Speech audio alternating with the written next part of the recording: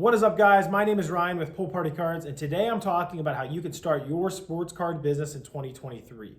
Before I jump into this video, please make sure you guys hit that thumbs up button as it helps us so much in the YouTube algorithm. And also subscribe to the channel if you like this type of content. We are doing a 500 subscriber giveaway, and to enter, the first step is to be subscribed. Also, to get a bonus entry right now, comment down below your favorite sports player of all time. If you guys go ahead and do this, you will get a bonus entry into the giveaway. And when we release that video of the giveaway, you guys will be able to get a second entry in that. All right, guys, so let's waste no more time. Let's go ahead and jump into the reason why you clicked this video. Is it even still possible to start a sports card business in 2023? My answer, in my opinion, is 100% yes.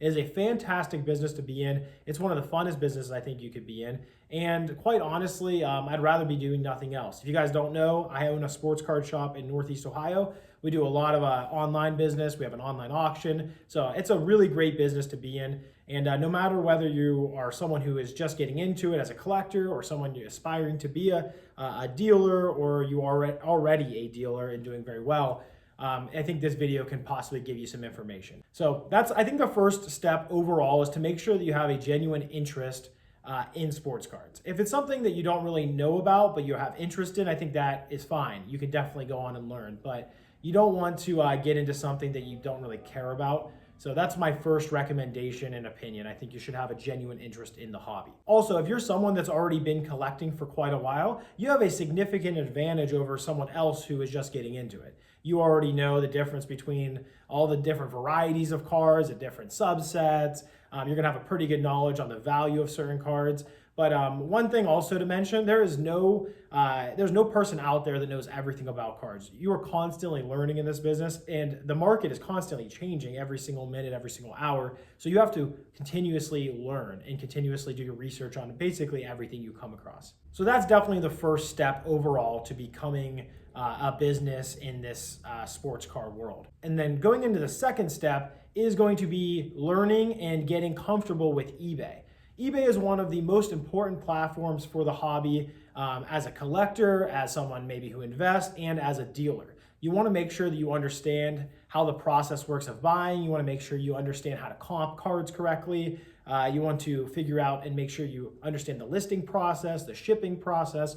And if you've never done it before, it may sound challenging, but quite honestly, it's something you could learn in maybe a few YouTube videos and a little bit of practice. And going back on the point of learning how to comp, that is one of the most important things in terms of like just getting started in the hobby that you can do. There's so many people, and this kind of applies to everyone, not just dealers, but that don't know how to properly look up and value a sports card. So they either go off Google listings or they go off what's currently listed. But in reality, you need to go off what is actually selling.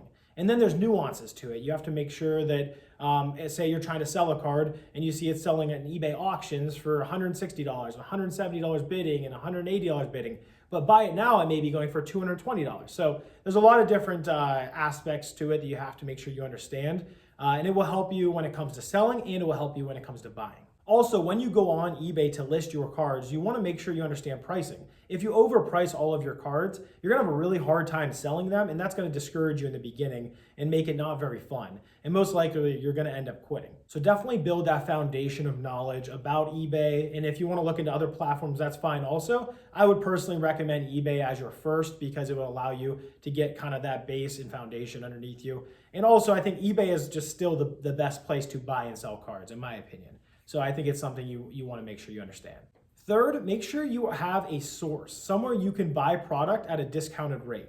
So in the beginning, this is going to be challenging because you're not going to have a lot of connections in the hobby. You're not going to know of different places that you can access product at. But a couple places to check to kind of give you guys some clues here is to go on Facebook groups. There are sports card dedicated Facebook groups where people sell bulk quantities of cards, where you can meet tons of different people in terms of dealers, and potentially even sell cards on there also. So I definitely recommend that. Also, you want to go to shows. This is a great place where you can meet different vendors and get to know people and possibly make relationships where, say you really like to deal in, $3, $4, $5 cards, and someone else really only likes high end, you can kind of do business with them. Maybe you trade a $500 card for $1,000 worth of relatively low end cards. giving you what you want and them what they want. So there's a lot of different ways you can go about sourcing product, but it is crucial to scaling a sports card business. One thing that I really recommend is just getting out there and talking to people. No matter where you are, whether you go to your local hobby shop, you go to card shows, you're on eBay, you're on Craigslist, whatever it may be, just getting out there and talking to people, because you will meet people that are looking to offload their collection, that are looking to sell you just on a regular basis of quantities. We've had guys who have sold to us many times, and it's a lot of those have been really great relationships that have led to us making a lot of money and the dealer, friend, or whatever they may have been making a lot of money also. So it can be mutually beneficial, and I really recommend just getting out there and kind of just getting to know people.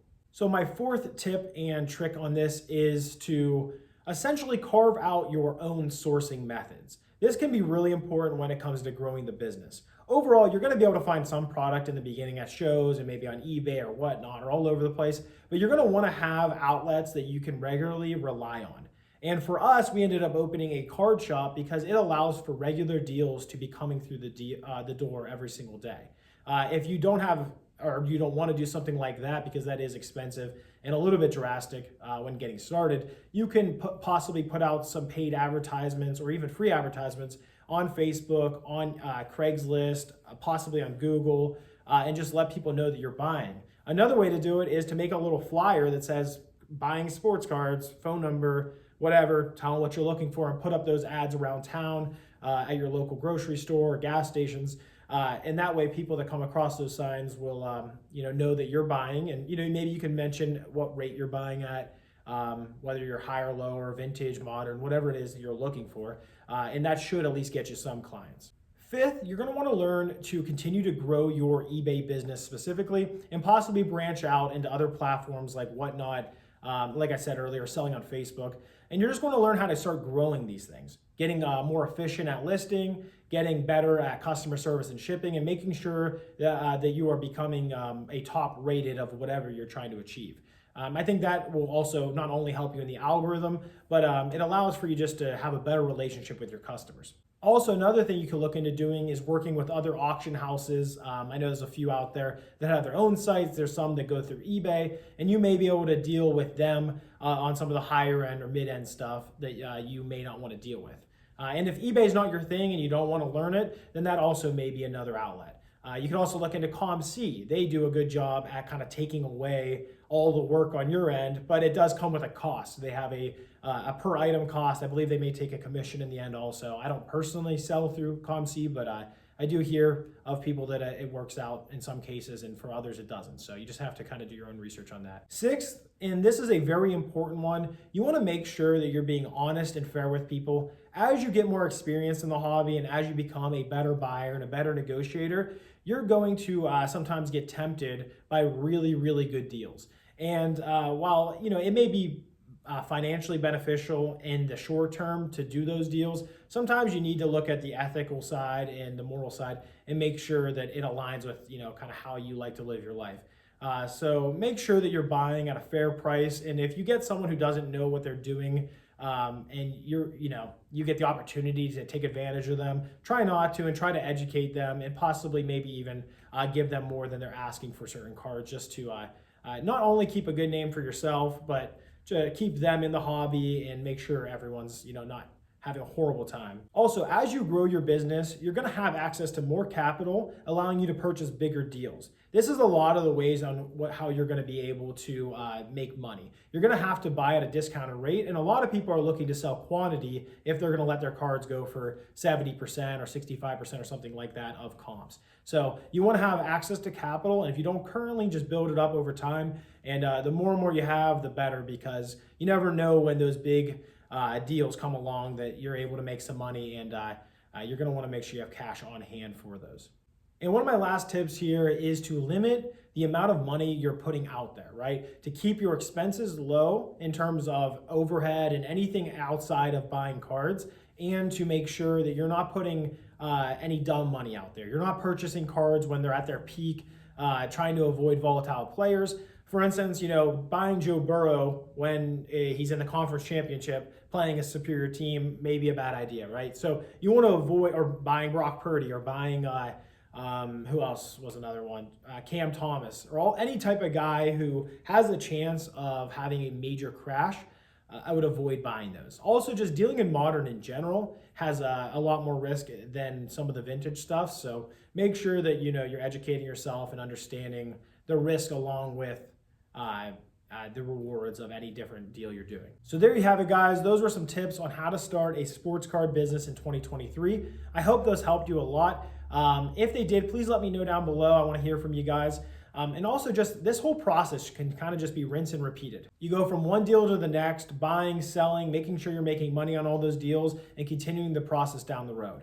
It's a really great business that I think you can make a fair bit, if not a lot of money in, and you can enjoy all aspects of the hobby along with that. I think for a lot of you guys and for me personally, it's really fun when you can go buy a deal that has a card you like in it, PC that card, you basically get it for free and sell the rest. So there's a lot of different ways you can do it. It's a fantastic business to be a part of. Thanks again for watching the video, guys. Make sure you hit that thumbs up button if you guys found anything useful here. And again, please subscribe to the channel. And again, if you guys comment down below your favorite player of all time in any sport, you will get an extra entry into our 500 subscriber giveaway. So definitely hope you guys do that. But regardless, thank you for watching, and I'll see you guys next time.